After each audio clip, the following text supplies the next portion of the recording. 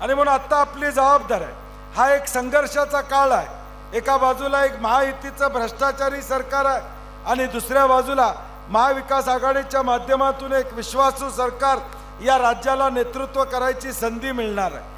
आणि म्हणून ही नेतृत्व करायची संधी ज्यावेळी आपण महाविकास आघाडीला देणार आहोत, त्यामध्ये सिंहाचा वाटा कुणाचा असेल तर उद्याच्या भविष्यकाळात पृथ्वीराज चव्हाण साहेबांचा असणार आहे, हे मला मुद्दामून आपल्याला सांगायचं। एवढा मोठा माणूस आज तुम्हाला त्या ठिकाणी मिळालेला आहे, ज्या माणसाचं नाव हेच त्याची ओळख या ठिकाणी आहे। एक हिंदीमध्ये डायलॉग है, मेरा नाम ही काफी है, तसं पृथ्वीराज चव्हाण साहेबांचे उनका नाम ही काफी है, कहीं भी जाओ सिर्फ पृथ्वीराज चव्हाण साहब के गांव से आए बोलो तो काम हो जाता है।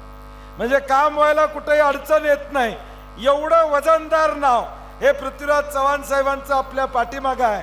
आता आपली जबाबदारी आहे या नावाला साजेसा असा विजय मिळवून देणं, या नावाला साजेसा असं मताधिक्य मिळवून देणं, ही तुमची आमची जबाबदारी पुढच्या 8 दिवसामध्ये असणार। उलट्या बाजूनं एक अपप्रचार केला जाईल, उलट्या बाजूनं चुकीच्या गोष्टी या ठिकाणी सांगितल्या जातील, पैशाचा महापूर येईल, पैशाचा या ठिकाणी वेगवेगळ्या पद्धतीनं वापर त्या ठिकाणी होईल, परंतु काळजी करायचं काम नाही बाबा। उलट्या बाजूनं पैशाचा महापूर आला तरी तुमच्या बाजूनं मताचा महापूर येणार, हे मी आपल्याला जाहीरपणे या ठिकाणी सांग। मताचा महापूर हा फक्त आणि फक्त पृथ्वीराज चव्हाण साहेबांच्या पाठीमागे येणार, याचा विश्वास महाराष्ट्रातल्या तमाम जनतेला या ठिकाणी, या महाराष्ट्रातली जनता आज वाट बघते। एबीपी माझा, उघडा डोळे बघा नीट।